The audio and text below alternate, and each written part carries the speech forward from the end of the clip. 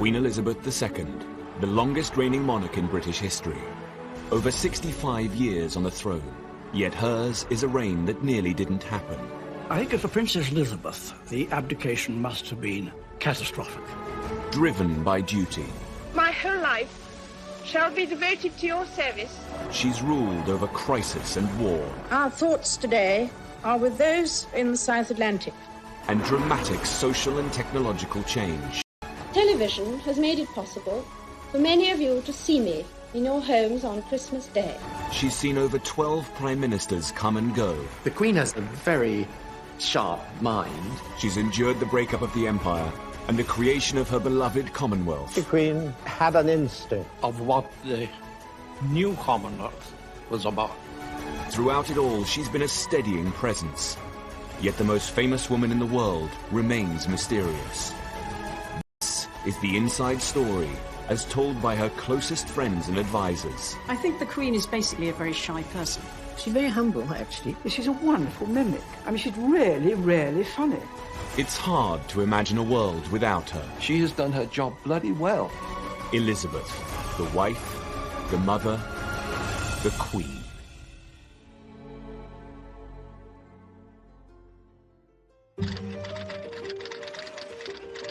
In the 1950s, prosperity and technology was transforming the world and expanding our horizons. All over Britain, people were embracing new possibilities and moving with the times. Meanwhile, the monarchy seemed stuck in the past. My husband and I... The Queen still moved in an insular world, laden with old-fashioned tradition and formality. She needed to change. People were beginning to question not the monarchy itself, but the way it was presented, the way it was maintained, the form it was taking. And it needed to be sort of brought up to date. The Queen is, by instinct, conservative with a small c. She accepts that change must come, but wishes to be quite certain it's necessary before she goes along with it. The palace wrestled with the issue of how to show the Queen in a more modern light. And a solution seemed to present itself in the cutting-edge medium of television. 4 years previously, the young Queen had been reluctant to let it into her coronation. But by 1957, television had become universal, and its influence over our lives inescapable. We all had television, and we all loved it. We discussed what was on, and, it was a completely different world, and it changed overnight. The Queen had little choice but to fight her natural instincts and embrace the technology. It was decided her team were it well. Happy Christmas. The Queen described it as nerve-wracking, but she was in good hands, and she was in her own setting, and they moved the furniture around a bit. It must have been quite daunting, because you don't know how you're going to react. And there's not much you can do about it if it comes out badly. The broadcast was produced by the BBC's Peter Dimmock. My father had asked the Queen if she would use a teleprompter, but she declined because she felt it was much more natural when she was speaking to the nation to speak to them directly without using one. Prince Philip was very much holding her hand in throughout all of this. The Queen was rather nervous, and Prince Philip must also have known that she was rather nervous. He stood behind the camera and made encouraging faces at her, not ridiculous faces, which encouraged her to relax and to smile. The broadcast was transmitted from Sandringham House at 3 o'clock on Christmas Day, 1957. 25 years ago, my grandfather broadcast the first of these Christmas messages. Today is another landmark, because television has made it possible for many of you to see me in your homes on Christmas Day. There was the Christmas tree, and there were the corgis, and there was all that sort of stuff, fine, to make an atmosphere of relaxation. But the voice was always, sort of hemmed in. There was a little sort of feeling of claustrophobia about it. One longed for it to open out, and it didn't. In the old days, the monarch led his soldiers on the battlefield, and his leadership at all times was close and personal. One can feel the strain when she's doing this broadcast. She's not sitting back and enjoying it. I cannot lead you into battle, but I can do something else. I can give you my heart. She'd got an aura of aloofness about her, which I think is probably slight self-defence. She has never found communication with the public easy. It doesn't come naturally to her. She's not a sort of glad hadder and a natural chatter up. And so I wish you all, young and old, wherever you may be, all the fun and enjoyment and the peace of a very happy Christmas. Rather than make the Queen appear current, the broadcast had emphasized the feeling that the Queen was remote and out of touch. The palace's plan to show a more modern Queen had backfired. And that wasn't all. In the same year, the Queen's general manner had come under fire in a very pointed magazine article. Personality conveyed by the utterances which are put into her mouth, and a recent candidate for confirmation. The article whipped up a media storm and became national news. The cutting words had been written by Lord Altrincham, a pillar of the establishment. Most of her speeches would greatly benefit from being more natural. All I would like to see is the Queen's own character coming through. The effect will be terrific. The effect at the moment is, frankly, not terrific. The magazine article caused massive outrage from royalists. Lord Altrincham became a figure of hate and was physically attacked on camera. But in society at large, a less deferential attitude towards the monarchy was emerging. If the court is wrong, or if the setup is wrong, or if the functioning of the monarchy is wrong, you have no choice, much as you may dislike having to do it, you have no choice but to criticize the boss. In the 1960s, television was emerging as a powerful tool to reach out to people, but its effect could be unpredictable, especially for a woman who was so naturally shy. It was a lesson the Queen would not forget in a hurry. The 1960s was a defining decade for Britain. It began to free itself from the shackles of conservatism and embrace the new era of individuality and freedom. The stiff and cautious Christmas broadcast had revealed the gulf between Queen and country. Happy Christmas. It was a concern thrown into stark relief by the very modern behaviour of the Queen's younger sister. Princess Margaret and her closest friends seemed to revel in the changing times. Princess Margaret was the height of fashion, the most exciting, glamorous person in the royal family, without doubt. Dazzling person. If she hadn't been a princess, she would have been on stage. We dressed her up as Brunhilde and Mae West. She was a wonderful Mae West. Some of the things she did, rather boring, actually. And so it was a relief for her to let her hair down. The Queen was always more, of course, soberly dressed. She's a very, very serious person. She and Princess Margaret are totally different characters. Couldn't be more different, really. Nor could their choice of husbands have been more different. The Queen picked a minor royal with military experience. Princess Margaret's fiancé, on the other hand, was most irregular. Tony Armstrong-Jones was a middle-class photographer. We thought there must be some mistake. Usually they married either royal people or maybe cousins, people from the higher aristocracy, not just a commoner.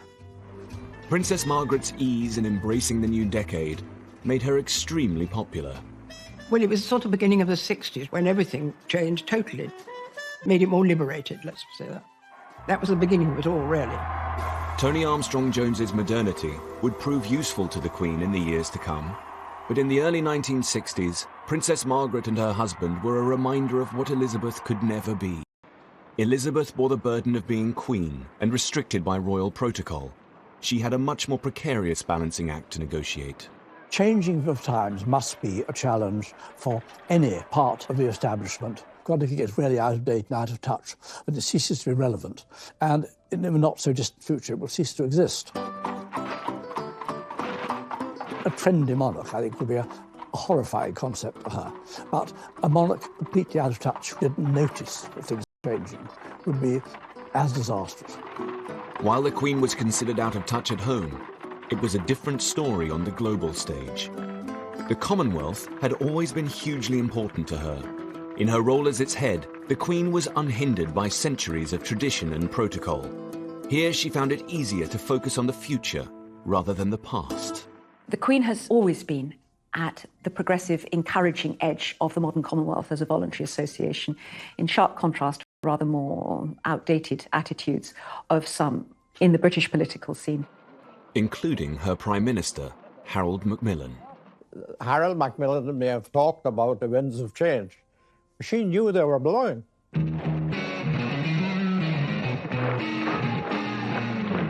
In 1961, the Commonwealth came under threat.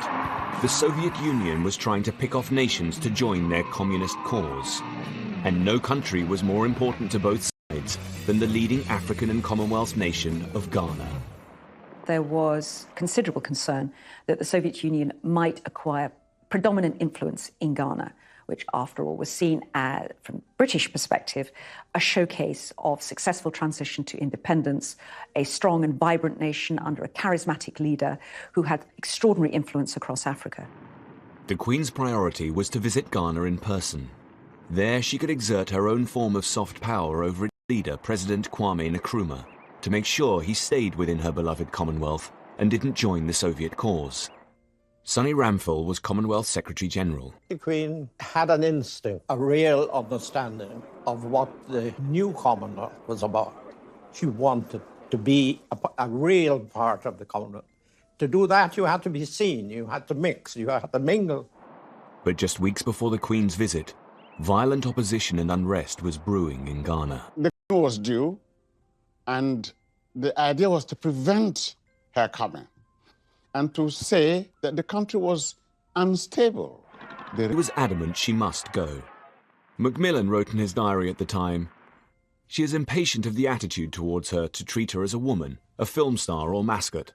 She has indeed the heart and stomach of a man. She loves her duty and means to be a queen and not a puppet."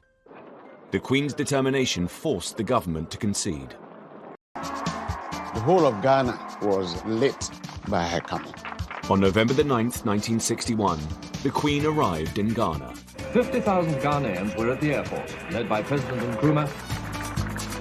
There was, of course, the Ghana Army. Put up an impressive parade. It was big. Up to that point, she'd been a mythical figure to me. My father was invited to the reception of the Queen in our regional capital. It had the biggest crowd he'd ever seen.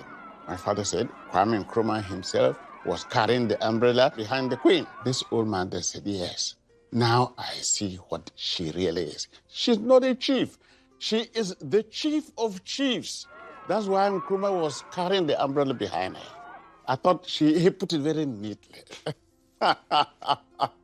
Nkrumah looked up to her as a superior leader. By establishing a personal relationship with Ghana's leader, the Queen had ensured this important country remained a steadfast member of the Commonwealth, away from the Soviet Union's influence. People admired the courage that is called for. Bon voyage, it's time to leave. The Queen is the mainstay of the Commonwealth. If she had not given it her wholehearted support and love, it would have wilted on the vine.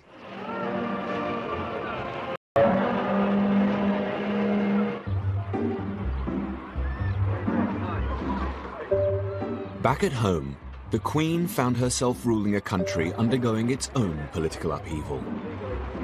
Throughout her reign, she'd held weekly audiences with her prime ministers, and so far they'd been conservative and aristocratic. Then, in 1964, after 13 years of Tory rule, Harold Wilson had led the Labour Party to victory. Her new prime minister was a socialist, a Yorkshireman from an ordinary middle-class family. How would the Queen fare with her first Labour Prime Minister? They had a good deal in common, and I think that while it began with him being quite shy, indeed he asked if he could bring his family, his two sons, with him when he was first appointed as Prime Minister to the actual ceremony. Far from that being a drawback, they were grown up. It was an advantage. The Queen has always loved family, and that meant that Harold and she had an immediate basis for, as it were, having a relationship of additional 20 minutes, which is all you get if you're an unpopular Prime Minister with the Queen, actually moved towards nearly an hour. And both the Queen and the Prime Minister hugely valued that. My father turned up on one occasion for an audience and found that the Queen was with the very young Prince Edward and was teaching him how to rub his chest and pat his head at the same time. So my father was brought in on the exercise and was asked to join in. The Queen is well known to speak in a fairly direct way. She can be quite down to earth in the way she speaks. Harold was also quite a direct man who spoke the language of where he came from, which was Yorkshire. And that was another bond. Harold Wilson was able to provide the Queen with a useful insight into her people and her country. I think the Queen found it very interesting that my father had come from a much more normal background than some of his predecessors as Prime Minister. And I think the Queen found it useful to talk to him about how normal people, ordinary people lived. The Queen enjoyed Wilson's company, despite their social differences. Every autumn, the Queen and the Duke of Edinburgh invite the Prime Minister of the day up to Balmoral for a weekend. The Queen drove my parents around herself, where they went in and they had a nice informal cup of tea with the Queen brewing the tea, and both the Queen and my mother doing the washing up afterwards. Once when Harold Wilson was staying at Balmoral, they were on the moor together and the rain came down and they got soaked and they were photographed. And the Queen gave him a photograph showing the two of them soaked on the moor together. And he loved it, he treasured it, he put it in his wallet and he carried it around with him until he died. This close relationship with Wilson had a growing influence on the Queen, and it helped her in the process of developing a more modern monarchy. He always spoke of the Queen with great respect, but also in terms that were human. He was a key figure in his relationship with the Queen in the gradual evolution of the monarchy into what one might call a democratic head of state, which the Queen has very carefully been, regardless of the party of the person who happens to be Prime Minister. The Queen was taking steps in the struggle to become modern. The close personal relationship she built with leaders both at home and abroad helped her keep up with the changing times. And these relationships would be particularly important when the Queen's most trusted mentor passed away. As the 1960s progressed, the Queen distanced herself from being the traditional untouchable sovereign. She started to emerge as a fairer and more approachable monarch. Nowhere was this more evident than at the funeral of wartime hero Sir Winston Churchill. He had been her first Prime Minister, her mentor, and her friend. Churchill, Knight of the Garter, Order of Merit, Companion of Honor. The coffin is borne by a bearer party from the Brigade of Guards. With the Royal Air Force escort, it will now be drawn by a Royal Naval gun crew to St. Paul's. Sir Nicholas Soames, Churchill's grandson, was at the funeral. My grandfather unreservedly worshipped. He loved the Queen. He really loved her. He'd been a figure in her life since she was a child, since she was a very small child, all her life, really. And then he was her first Prime Minister. The procession starts when Big Ben strikes 10:15. I was 16. I walked in the procession with my father and my younger brother, Jeremy. You see the male members of the family walking, small, sad. The Queen was obviously very sad and very moved by his death, and also a tremendous reminder of her father and what they'd been through together in the war. It was the end of an era. This funeral was a very special funeral. It was a state funeral, and the leaders from all over the world came. State funerals are usually only staged for monarchs, so one for the Prime Minister would be a rare chance for the Queen to publicly pay her respects. Yes, it was a strange sensation. He's gone. Something has stopped. Anthony Mather was head of the bearer party that carried Churchill's coffin. The crowds were 10 deep on the pavements, and the same around the courtyard here in front of St. Paul's. The President of France among the monarchs and other heads of state. Representatives of over 100 countries, of many races and many creeds. The heads of state and members of foreign royal families were here, again in advance. Churchill served the British Crown during the reigns of 6 monarchs. The close bond between the royal family and their most faithful servant is at the very heart of this ceremony today. The Queen will normally arrive last at any event and will usually leave first. This occasion, it was different. She arrived before the coffin, and before the Churchill family, and indeed left after both of them. The Queen had made the decision to put her royal privilege aside and bestowed the honour of arriving last to Churchill's family and his coffin. The Queen waives her right to be the last to enter. This privilege is accorded to the Churchill family. It is absolute to anyone. So for her to arrive before the coffin was, before my grandfather, was in itself, I think, a beautiful and very touching gesture.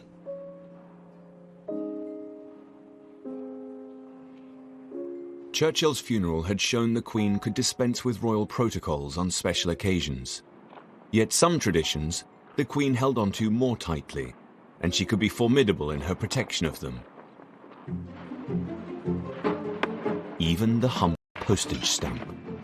When anti-monarchist Tony Benn became Postmaster General, he launched an appeal for a new set of stamp designs. It was an exciting prospect for young designers of the time, like David Gentleman. I wrote saying that they should have more interesting subjects and also that they should have no Queen's head.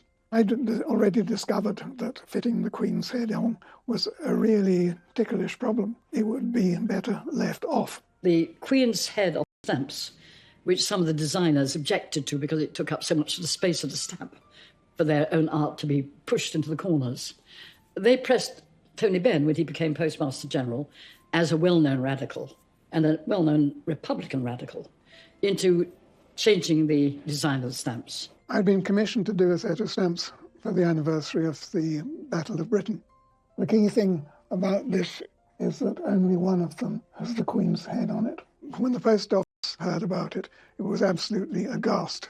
Yet Tony Benn wasn't deterred. He was sure he could persuade the Queen to break this 120-year-old tradition. Tony Benn was going to have an audience with the Queen anyway about stamps in general, and he took my designs along with him. Normally a Postmaster General will get 5 minutes, shake hands, show the stamps and disappear. But I took the Gentleman album with me, and she was on a chair, and I sat on the floor, and I opened this, and she'd never seen them before, of course. The Queen genuinely rather liked Tony Benn. He's a very attractive character, but I think she undoubtedly felt that he was a somewhat dangerous one, a slightly maverick figure, and viewed with some suspicion any idea which he was identified with. She looked respectfully at the designs he put that Tony Benn spread out all over the floor around her, because he was relieved to discover that the Queen was quite happy with the idea of reading the designs from off the floor and not from a carefully arranged portfolio. And so he was very happy. He left the palace in a euphoric state of mind, thinking that he had won this great battle. Well, he hadn't. So I said, oh, thank you so much. They leave the album. I said, I don't think I will. So I took it away. The chaplain told me it couldn't be done.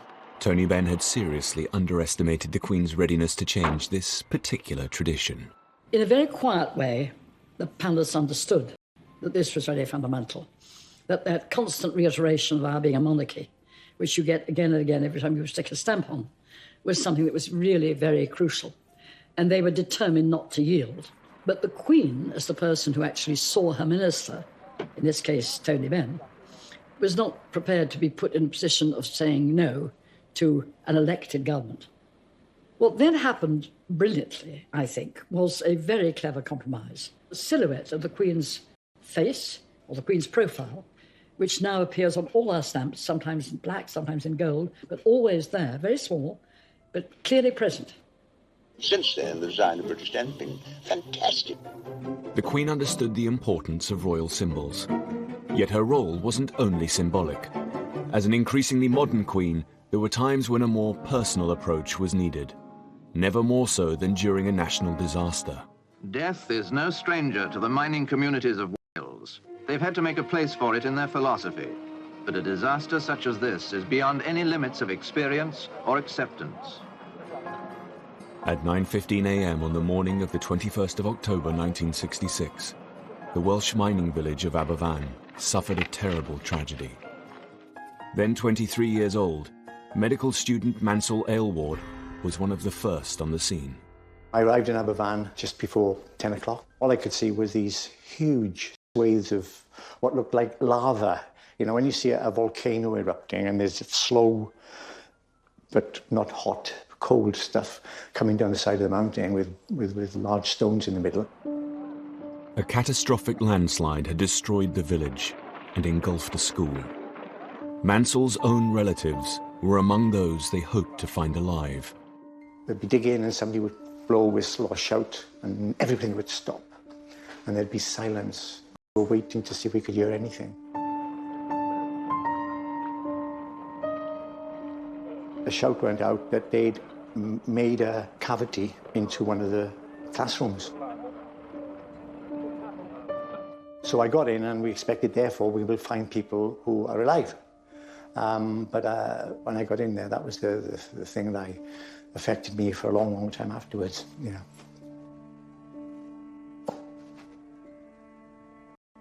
I still feel that.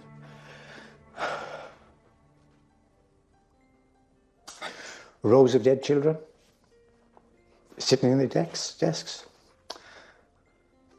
I don't want to go into any great detail because I know, and to make matters more emotional, their teacher was in front of them, dead, with his arms out, you know, trying to protect them.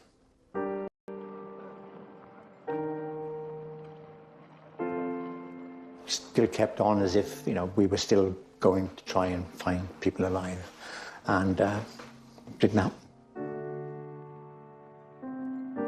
116 children and 28 adults died. The whole country was in shock.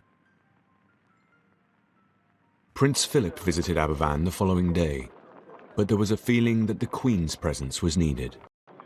The Queen's closest advisors and friends remember she had felt incredibly torn.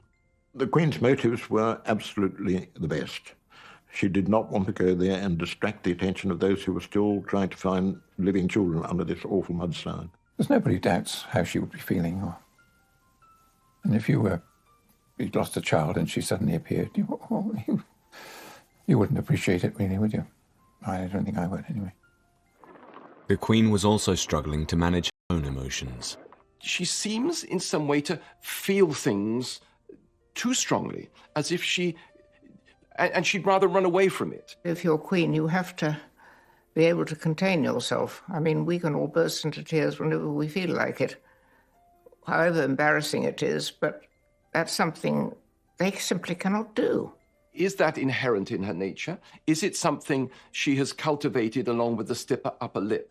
We know that she has talked to friends about her words being inadequate in a really tragic situation like that.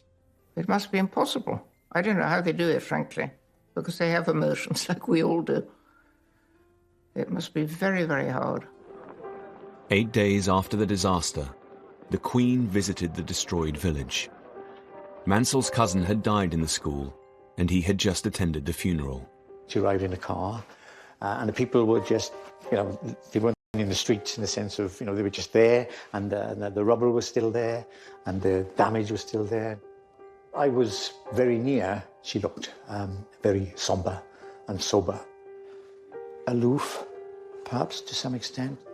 As she moved along, there was this young girl who presented her with flowers. It seemed to me that her demeanour changed. When she saw that little girl and she took the flowers, even though it was perhaps only a matter of seconds, she looked very, very distressed. There were occasions in which she shed tears in public. I'd only seen films of the Queen, but I'd not seen her, or any member of the royal family really then, show anything at all other than stoic, stiff upper lip. She was as touched as anyone else that I'd seen in those few days.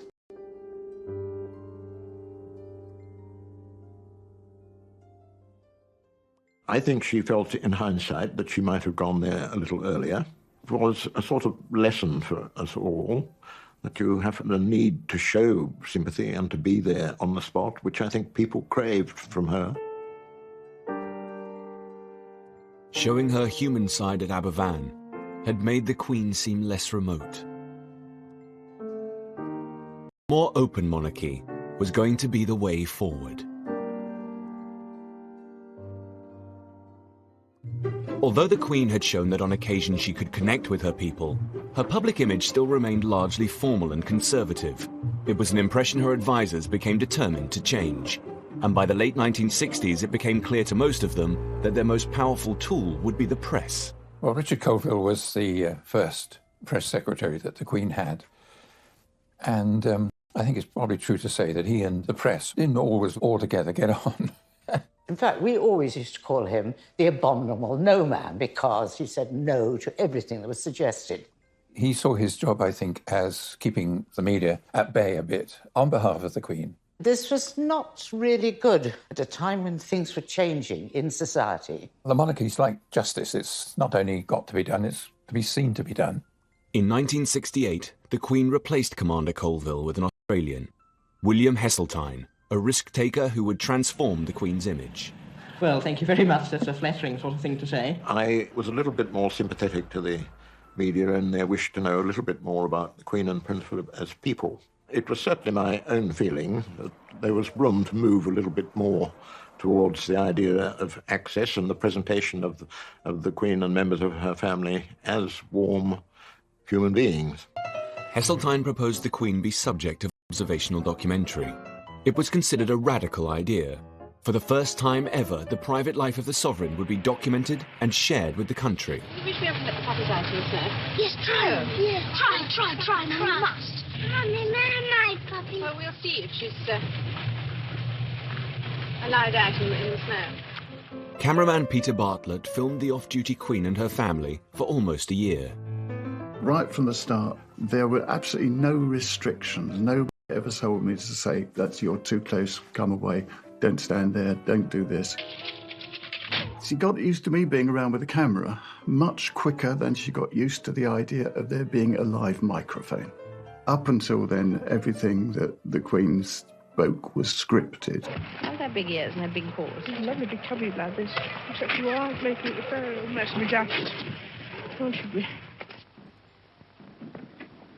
I don't think Prince Philip liked it very much. He approved in theory of the project, but when it came to the actual experience of having these people about him, he was a little impatient about it. But the Queen was wonderful about it. We filmed all sorts of things. One of them was the Queen taking Prince Edward into the village in Balmoral to buy an ice cream.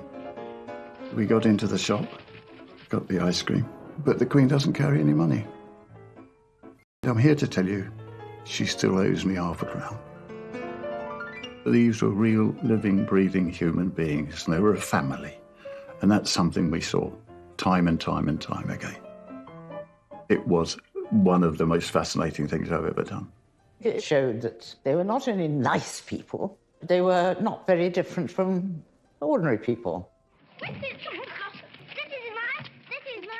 It was a great success for the public, and really things after that could not go back to what they had been.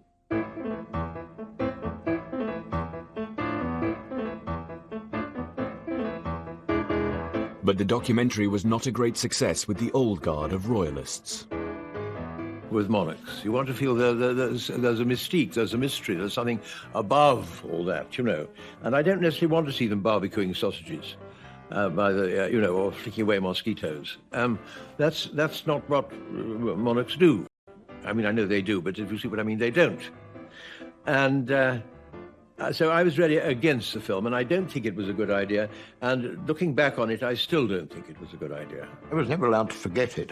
There were 3 private secretaries who were senior to me in the royal household, and I think to a man they were very wary of what was going on and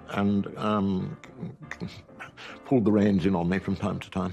I think she really knows better than anybody.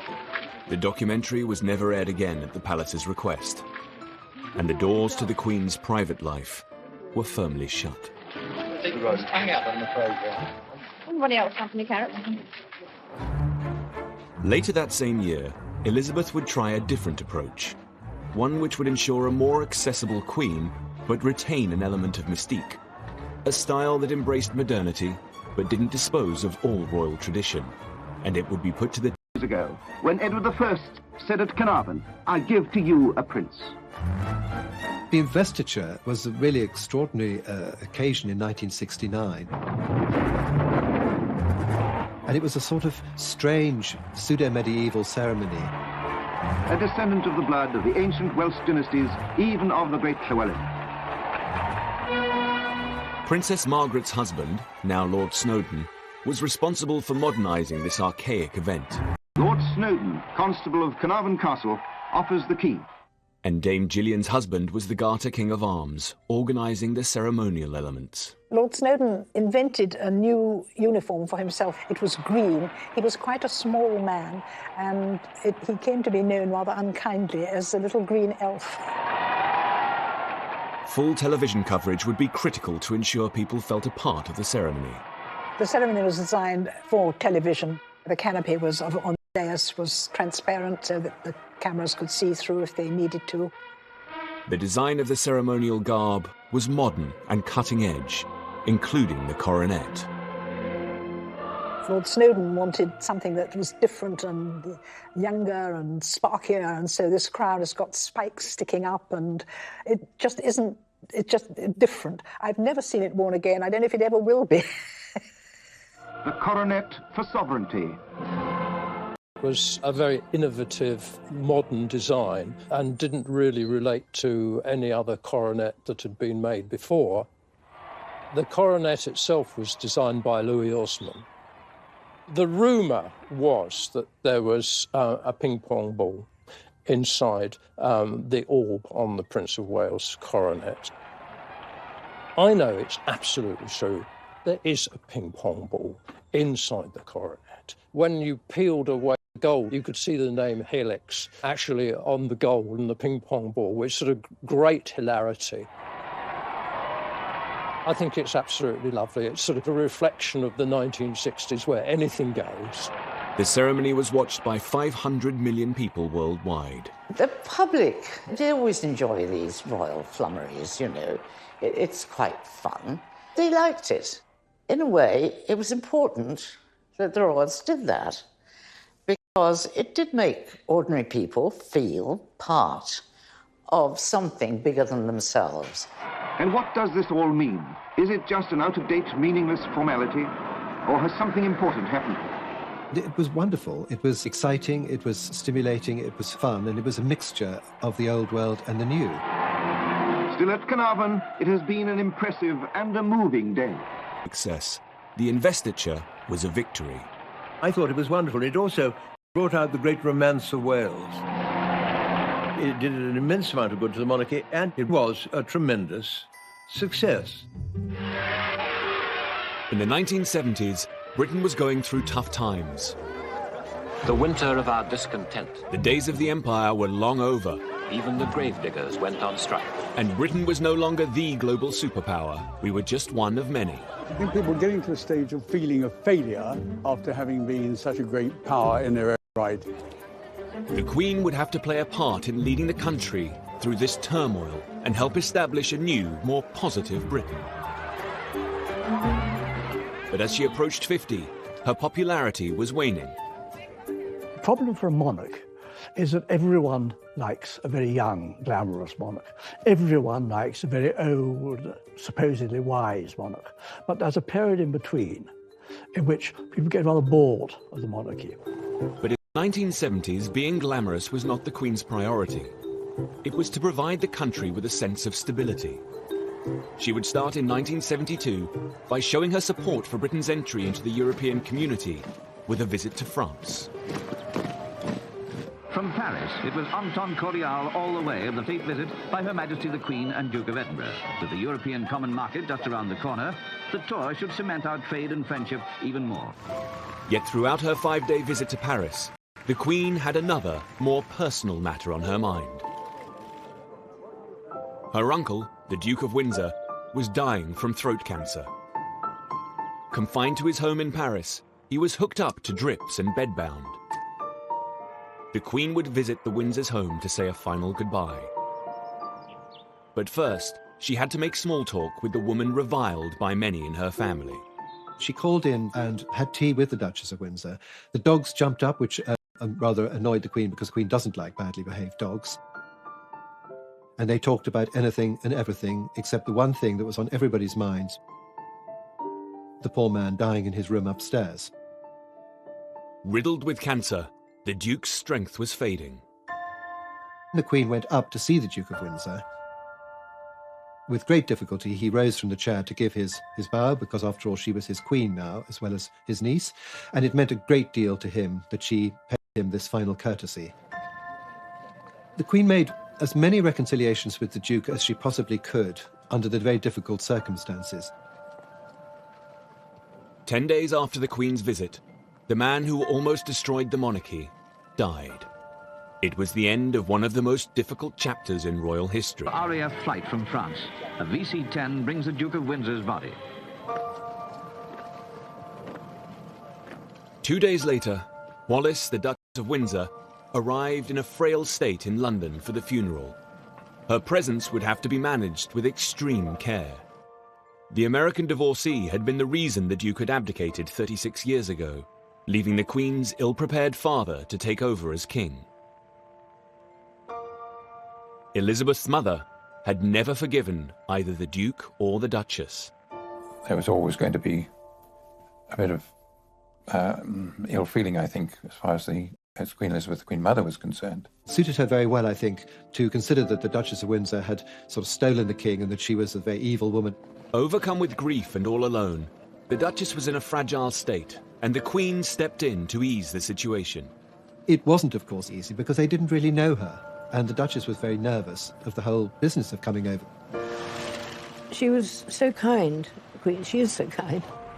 She looked after her and had her stay with her at Buckingham Palace and made sure that she was happy and comfortable and had the food she wanted and things like that. Hugo Vickers was amongst the mourners at the Duke's funeral, where the Duchess was extremely distressed. The Queen was very solicitous to the Duchess and helped her find her place in the hymn book and so forth, and generally looked after her during the service. She made it as easy as possible. More than that, the Queen soothed all tensions and brought her mother and the Duchess together. When the Duke of Windsor was being buried, the royal family went down with the Duchess of Windsor, and Queen Mother came as well. She wasn't meant to originally, but she decided to come, which is a huge, huge reconciliation. The Queen went even further and asked the Duchess for her final wish. After he'd been put into his grave, the Queen asked, which side of him do you want to be buried on? On one side of the grave, there is a plane tree, and the Duchess thought, well, I was always in his shadow during my lifetime, so that would be the side for me. Also, she used to collect the leaves of the plane tree which used to fall in her garden and place them on her dressing table. And she thought, well, no one's ever going to put flowers on my grave. So it would be nice if the leaves of the plane tree fell onto my grave. And that's the side she was buried on in 1986. The Queen had helped heal a wound that had festered in her family for decades. And this ability to lead the way through turmoil and strife would be tested over and over again throughout the 1970s. Been Queen for almost 20 years. She was well versed in opening buildings, meeting officials, and avoiding controversy. And you think of some of the events she's had to sit through hours on end. That takes some doing. I thought when I was private secretary arranging the programs, sometimes one ought to build in a small spontaneous disaster, because she so enjoyed it when something went slightly wrong in the course of the day's event. There was an occasion in Papua New Guinea. The Queen had arrived with the usual formalities. The local MP was dressed in PNG fashion in a few feathers and not very much else. And he got up to speak and he couldn't see his notes. What those who were seated behind him could see was that his bare and rather sweaty bottom had attracted all the notes, and there they were, firmly attached to his person while he looked about for them. And that was the sort of incident that appealed to her very much. Back in Britain, the Queen had a lot more to worry about than the odd mishap by a foreign dignitary. And whilst she navigated her way through this difficult decade with care, her husband was, unfortunately, less cautious. has not had a pay raise for nearly 18 years. Is that creating an awkward situation, sir? Very. We're going to the red, I think, next year. I'd probably have to give up photo finish as easy as I go. Poor old Prince Philip. He knows what he's doing. He's not stupid. But there is something in him which simply can't resist saying something outrageous. I think it was one of Prince Philip's throwaway remarks to stress the Queen, probably more than any other suggestion could have done. Somebody's got to do the job. The Queen wasn't the only one upset by Prince Philip's comments. His reference to royal hardship was met by public furore.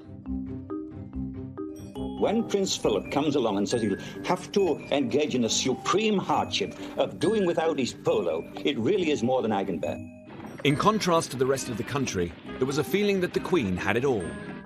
In 1971, Britain's housing was dilapidated, yet the Queen enjoyed living in a choice of 5 grand homes. Jobs were lost and companies went bust, while the Queen travelled the world in private jets and boats. People particularly disliked the royal train. Funded by the taxpayer, it was seen as an expensive luxury. Mr. Mellis, how long have you been the royal chef on the train? Over 12 years. How many trips is that? Good gracious, I couldn't tell you. This is rather a lot. Nick Edwards shows us around the Queen's carriage, which she used until 1977. He's in charge of maintaining the royal train's high standards to this properly. The Duke of Edinburgh is his old W.H. Smith road atlas to see where he's travelling on the train. And finally, we make sure the temperature's okay. The Queen likes it quite high, and the Duke of Edinburgh likes it slightly lower, and the Prince of Wales likes it very cold. The Queen's old carriage was both comfortable and functional. So we go into the coach, make sure they're sleeping and bathing accommodation. This will be the only time that we go into the Queen's accommodation, just to make sure it's done correctly. Water bottles, fans, etc. Into the bathroom accommodation, toiletries, making sure everything's clean and tidy, anything that's required, tissues, etc.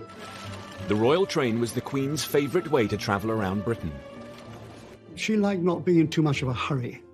And of course, if you're on the train, nobody can get at you.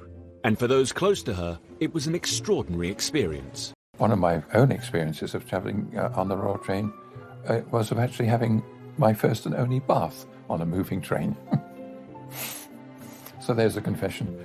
For the public, the royal train, with its custom-built carriages, dedicated staff and meticulous preparations, was an indulgent luxury, which they were paying for. The people of Britain have paid for the running of the monarch's household, close family and official duties for the past 200 years. This money is called the civil list and is set at the beginning of the monarch's reign.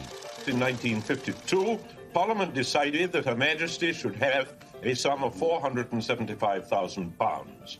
Since then, the cost of living index has indicated a huge increase in all costs. By the 1970s, the Queen was struggling.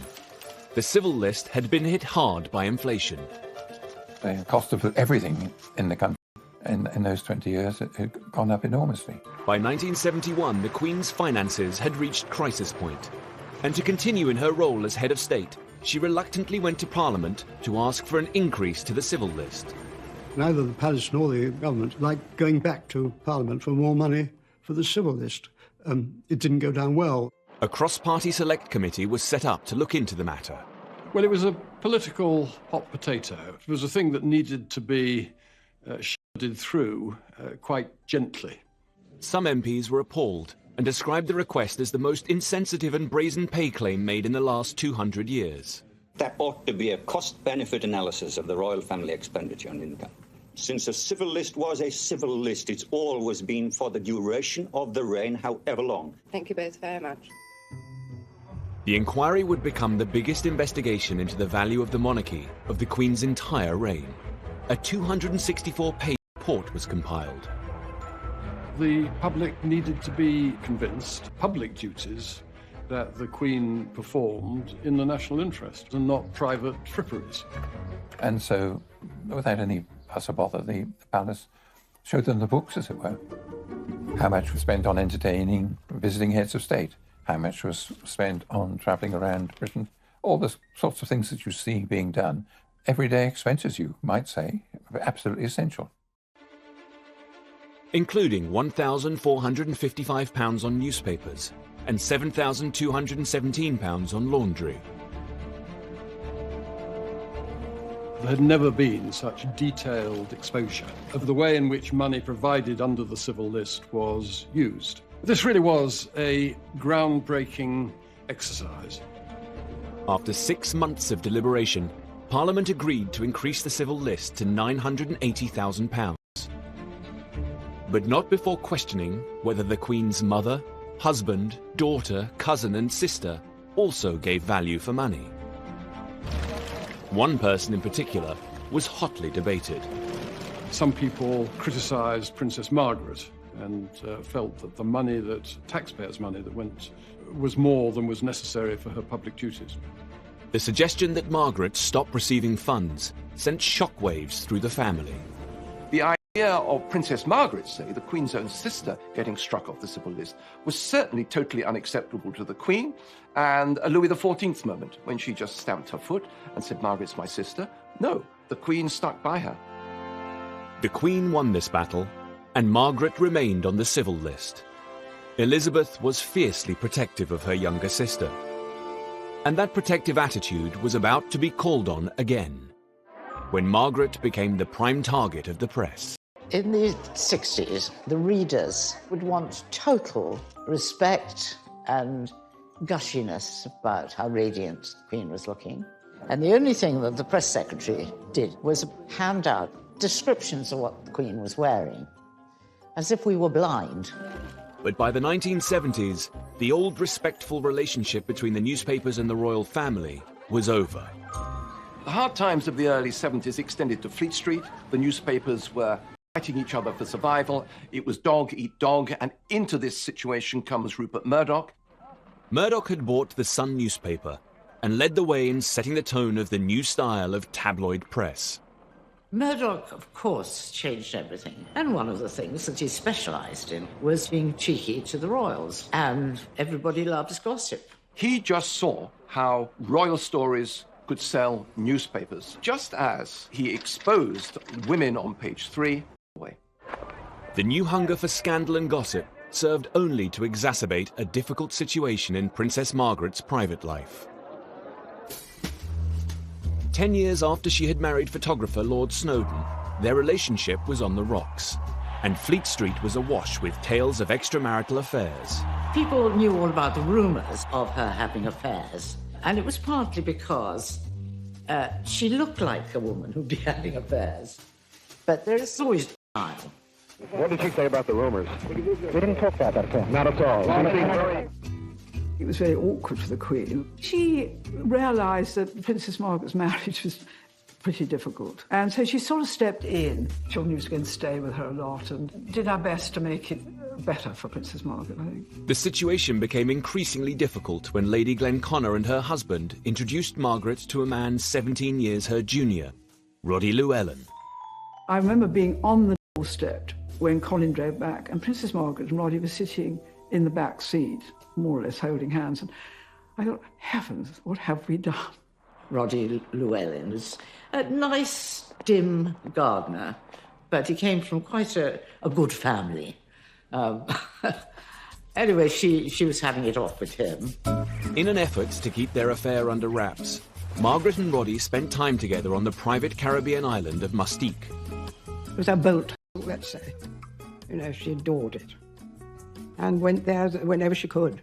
It was like a house party, and there was always some exciting thing going on. She was centre of attention there. There were quite a lot of young men hanging about.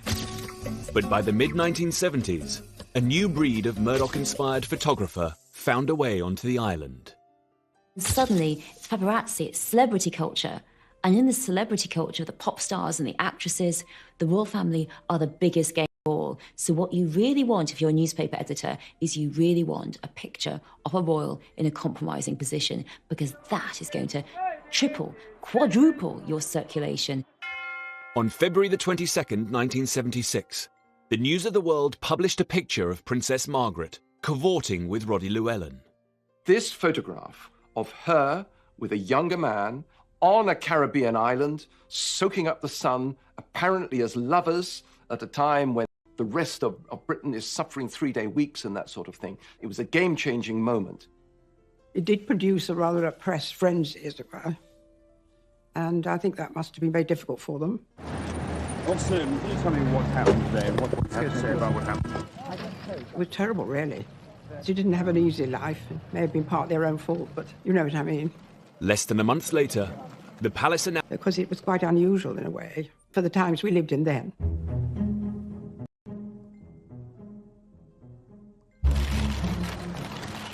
Princess Margaret's love life had been a matter of distress for the royal family right back to the 50s.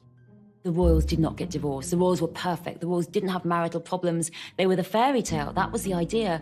And affairs and divorces and being exposed, scandal in the newspapers, it pretty much brought them down to everyone else's level. The fact that there was a divorce did change a lot of things, because if you remember, people who were divorced weren't allowed to, go to the garden party. They weren't allowed into various bits of royal ascot. You weren't allowed as a divorcee near the royals. Well, of course, when the Queen's sister divorces, so they had to forget about all that. It changed a lot of protocol. Divorce from the early years has been the bugbear of the Queen's reign, from the abdication through Margaret. Yet the Queen was torn. Margaret's happiness was also very important to her. It was difficult for the Queen, and I felt rather guilty always, having introduced Roddy to Princess Margaret.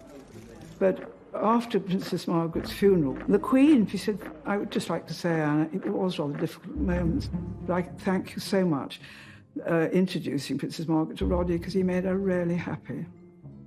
Margaret's love life shattered the image of a stable and loyal royal family. And that, combined with the outcry over the Queen's finances, was making this the Queen's rockiest decade yet. In the 1970s, Britain was in desperate need of stability, which the monarchy was struggling to provide. Now, as the decade progressed, Queen Elizabeth turned her mind to offering the country a more certain future, and she hoped that her heir, Prince Charles, could help. The solution that the royals, that the politicians, that the courtiers have to all the royal problems, to all the problems of the 70s, is that Charles needs to get married. And this is about stability, it's about keeping the generations going. Well, Prince Charles had made himself a bit of a hostage to fortune because he had speculated that about 30 would be quite a good time to be getting married. The Queen was anxious about who he was going to marry. And so the search began to find Charles a suitable wife. And any mother's concern is that they're going to pick somebody who's going to make them happy or to make each other happy. Yet Elizabeth wasn't only a mother. She was the Queen. She would want the future king to show restraint and not develop the womanizing reputation that had dogged both her uncle and great-grandfather. As a man about town, a playboy, lots of girlfriends, having girls, not settling down. Because everyone knew that the prince was incredibly sought after. He was very marriageable. Any amount of girls would be keen to go out with him. It wasn't always easy for Charles. Partly because his great-uncle and mentor was very specific about the kind of woman Charles should be courting.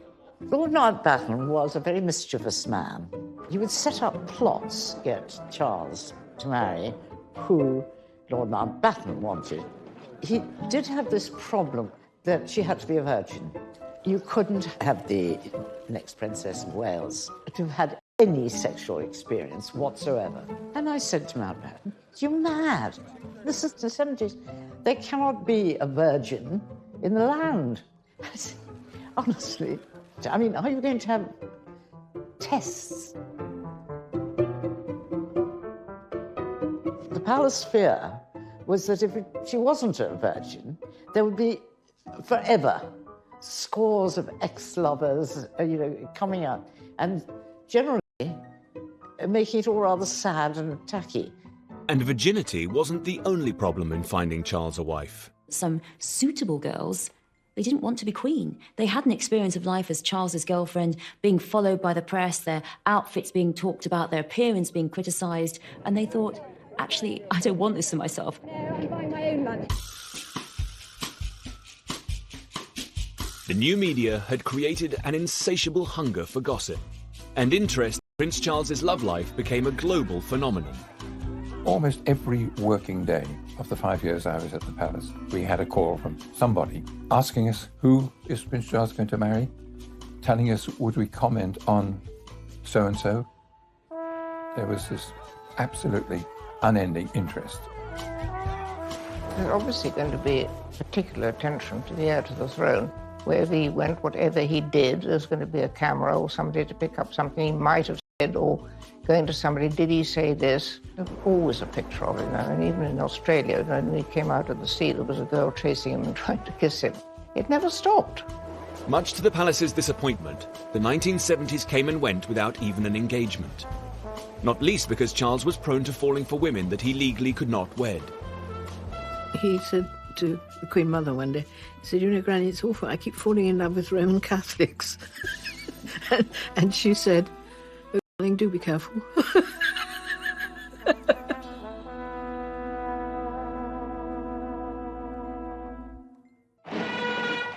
Unable to use her heir's marriage to provide Britain with a more certain future, the Queen, that involved avoiding at all costs getting embroiled in the country's political struggle. They've searched the cellars at every opening of Parliament since the Guy Fawkes plot of 1605. Keeping the Queen out of politics in the 1970s was a job undertaken by Martin Chartres, her private secretary. His counterpart at number 10, Robert Armstrong, remembers. Martin Chartres had been at her side for a long time. He was devoted to the Queen. He used to say he was in love with her, but I think that was an exaggeration. But he was clearly very fond of her, and I think she had a trust in him and an affection for him, which was probably unique.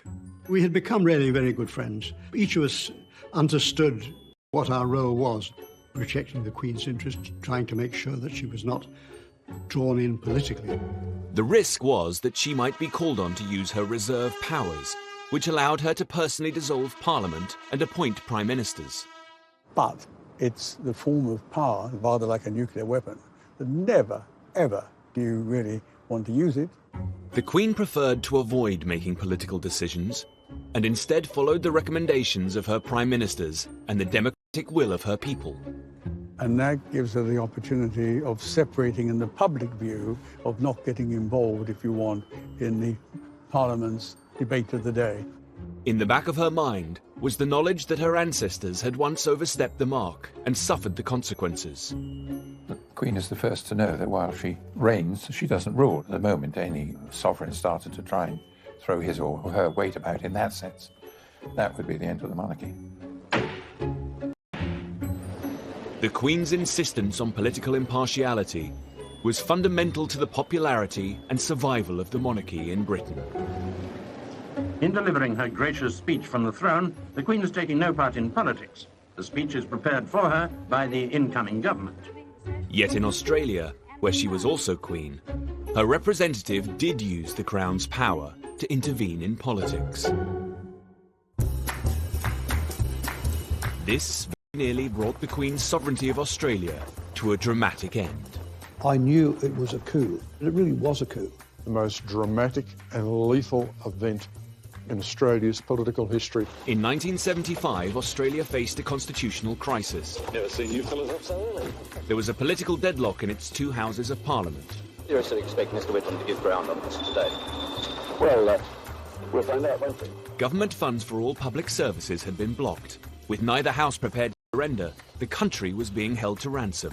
It was over policy, it was over politics, it was over culture, and it was over the sort of country Australia was to be. Old Australia and the new Australia. While politicians battled to find a way out of the mess, Governor-General John Kerr, the Queen's representative in Australia, was losing faith in the Prime Minister, Gough Whitlam. Kerr hatched a bold and audacious intervention. Sir John Kerr is certainly an egotist. In my view, he had trouble written all over him. And I personally would never have appointed him to be Governor-General.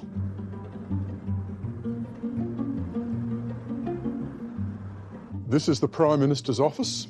Mid-morning on the 11th of November 1975, Gough Whitlam, sitting at that desk, rang Government House, spoke to the Governor-General, Sir John Kerr, informed the Governor-General that he wanted an appointment to resolve the crisis Meanwhile, on the other side of the lake, at Government House, Kerr's plans have reached a very advanced stage to sack the Prime Minister. The documents are all being prepared. This is a constitutional ambush. I was with Gough Whitlam and Kerr the last time they saw each other in a happy way, and they were having a great old time, guffawing and laughing. There was no warning for Whitlam. Kerr broke all the conventions. Whitlam goes to Government House. Kerr, on the table in the study, has face down the dismissal letter. Kerr hands Whitlam the letter and gives Whitlam the greatest shock of his political life, the body blow that terminates his prime ministership, not at the hands of the people, but at the hands of the Governor-General through use of the Crown's powers. Kerr had personally sacked Whitlam and appointed a man he believed could solve the crisis, opposition leader Malcolm Fraser. It was as unthinkable as the Queen firing the British Prime Minister on the spot. Paul Keating was the youngest member of Gough Whitlam's cabinet at the time. And I said to Whitlam, we should lock Kerr up. We should arrest him and lock him up. Well, may we say, God save the Queen. Because nothing will save the Governor-General. A call was made to Buckingham Palace. David Smith, the Governor-General's official secretary, said, I'm ringing to tell you that the Governor-General has just dismissed Mr. Whitlam as Prime Minister. Oh, I said, what did you say? He certainly gave the Queen no notice of what he was intending to do to resolve the situation until it had actually happened. Kerr's actions had been completely at odds with the Queen's desire to stay out of politics. We knew Kerr abused the powers that the Queen herself... For a day or two and hoped that a political solution of some sort might have been achieved is the matter about which I have been concerned and have still got the view that he might have done so. We know that in 1977, 2 years after the dismissal, the palace was quite happy to see Sir John Kerr retire prematurely. The consequences involving the Crown in politics were monumental. It changed the very fabric of the Australian nation. It destroyed forever the general bipartisanship and goodwill between the parties here. And to this day, public life in Australia is disfigured by that event. The dismissal lit the fire of republicanism. Keating never forgot it, he never forgave Kerr, and always, close to his heart, harboured the idea of an Australian republic. The Australian Prime Minister flew the Republican flag. The Australian crisis proved that using the Crown's powers to meddle in politics would fundamentally threaten the Queen's position, whether in Australia or in Britain. Members of the Senate, pray be seated. It was an episode the Queen would never forget.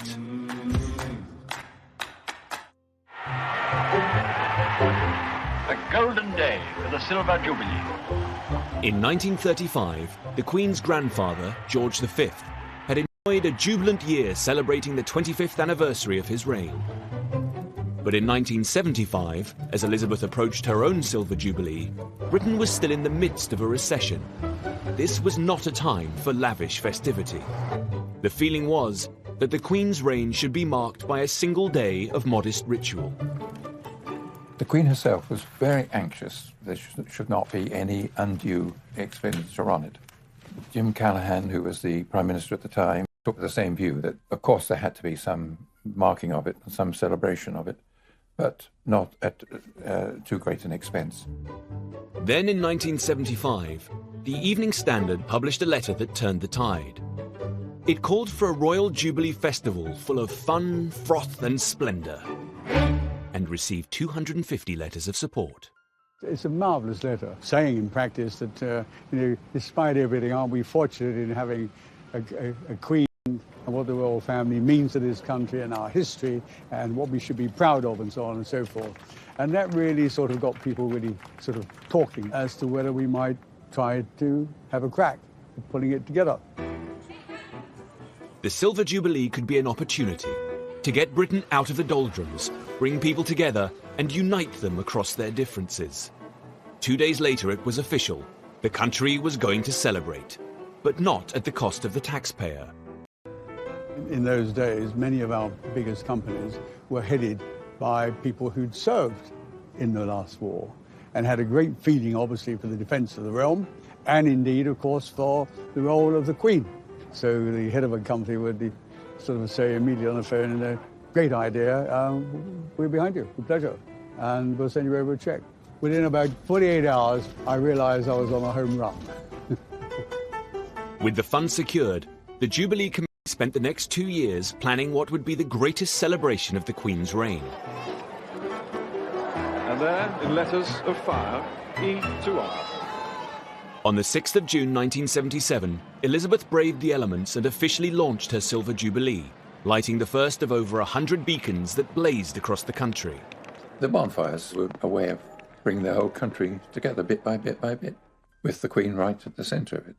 The beacons were followed by extravagant firework displays, concerts and parades.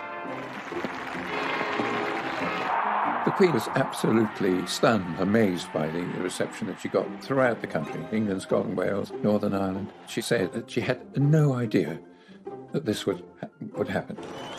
When she smiles, it's extraordinary. She has a most amazing smile, which lifts everybody. But the real success of the Jubilee lay in the 12,000 street parties held across the country. When everything else seemed to be black and strikes and interest rates and what the world thought of us, etc., those street parties were really quite special. I mean, we love an ease up. Every now and then, the country needs to have some sort of reason for celebrating. Street parties were thrown even in the more divided communities. In 1977, Anjula Devi and her family lived on Northcote Avenue in Southall, London. We were the only Indians on the street, and it was very bizarre, a little bit frightening. We did feel a little bit isolated. Mostly we stayed in the back garden, hardly ever played in the front garden. The local community was planning a Silver Jubilee street party, but the Devi family had not been invited. On the morning, Dad decided that we were going to be involved because he loved the Queen. He really did. In fact, he had pictures of the Queen. I clearly was horrified when he told me he wanted to make aloo paratha, which is a layered bread stuffed with creamy mashed potato. I wanted to have ice gems and sun blessed bread like everybody else and fit in. Go! And then we came out with these huge flat griddle pans, if you like, and started cooking these parathas. And I just thought, no one's going to eat these, Dad. Slowly, people started to trickle over to see what was going on because they could smell something different. People started to queue up, waiting for this food. And, you know, we started to see smiles on people's faces. And then I actually quietly smiled back because I was thinking, hey, I think I could make some friends here, you know. Once divided the community. It brought people together who before never stepped into our front garden and never really spoke to us. We became a community after Queen's Jubilee. All the children started to play together. And certainly to this day, it's remarkable that the children are actually my brother's best friends now. That says a lot, doesn't it? So it changed things, and that's thanks to the Queen. The Queen stepped onto Scottish soil to begin her tour. For a whole year, the Queen attended official celebrations up and down the country and across the Commonwealth. The Queen obviously loves it all, the excitement, the feeling of contact. The Queen's always surprised at the amount of adulation she gets on these occasions. I really think she genuinely is. Because she's very humble, actually. She doesn't expect it.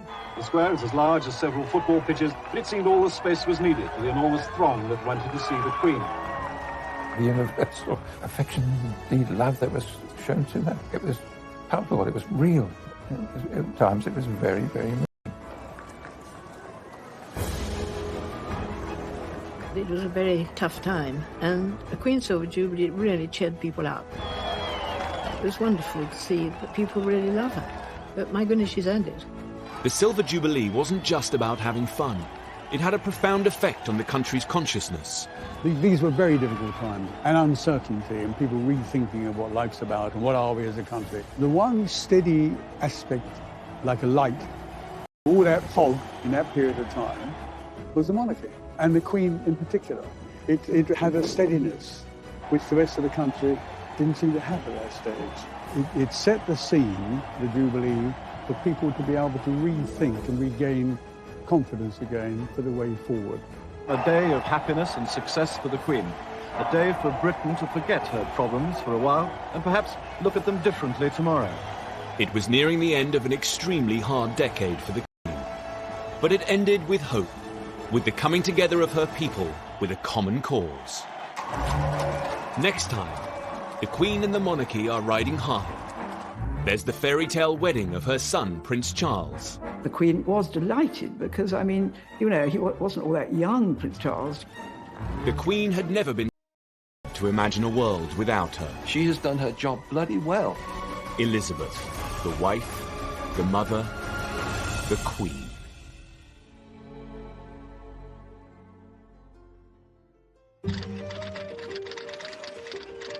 In the 1950s, prosperity and technology was transforming the world and expanding our horizons. All over Britain, people were embracing new possibilities and moving with the times. Meanwhile, the monarchy seemed stuck in the past. My husband and I. The Queen still moved in an insular world, laden with old-fashioned tradition and formality. She needed to change. People were beginning to question not the monarchy itself, but the way it was presented, the way it was maintained, the form it was taking. And it needed to be sort of brought up to date. The Queen is, by instinct, conservative with a small c. She accepts that change must come, but wishes to be quite certain it's necessary before she goes along with it. The palace wrestled with the issue of how to show the Queen in a more modern light. And a solution seemed to present itself in the cutting-edge medium of television. 4 years previously, the young Queen had been reluctant to let it into her coronation. But by 1957, television had become universal, and its influence over our lives inescapable. We all had television, and we all loved it. We discussed what was on, and, it was a completely different world, and it changed overnight. The Queen had little choice but to fight her natural instincts and embrace the technology.